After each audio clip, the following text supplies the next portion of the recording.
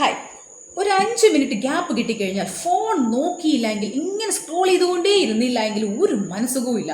ഇനി phone charge തീർന്നു കഴിഞ്ഞാലോ, ഫോൺ ഫുൾ ചാർജ് ആകുന്നവരെ വെയിറ്റ് ഒന്നും ചെയ്യില്ല, ചാർജിൽ വെച്ചുകൊണ്ട് തന്നെ ഞാൻ ഫോൺ കണ്ടുകൊണ്ടേയിരിക്കും.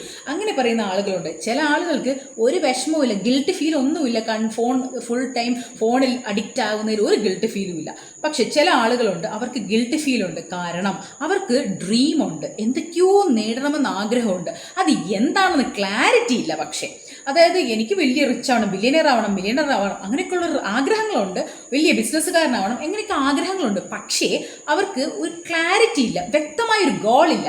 അങ്ങനെയുള്ള ആളുകളാണ് ഒരു നോട്ടിഫിക്കേഷൻ ഒക്കെ വരുമ്പോൾ ഓൺ ചെയ്തിട്ട് പിന്നെ റീൽസ് കണ്ട് ടൈം ഇങ്ങനെ ഫ്രൈ ചെയ്ത് കളയുന്നത്.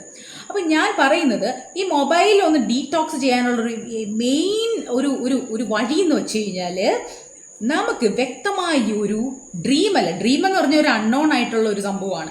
വ്യക്തമായ ഒരു ആംബിഷൻ ഉണ്ടായിരിക്കണം.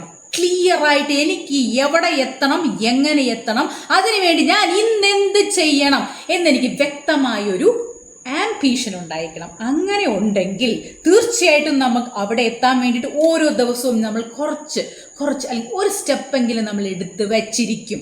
അതിനുവേണ്ടി നമ്മൾ ഈ മൊബൈൽ എന്ന് പറയുന്ന ഡിസ്ട്രാക്ഷനെ നമ്മൾ ബോധപൂർവ്വം നമ്മൾ തന്നെ ഒഴിവാക്കിക്കോളും.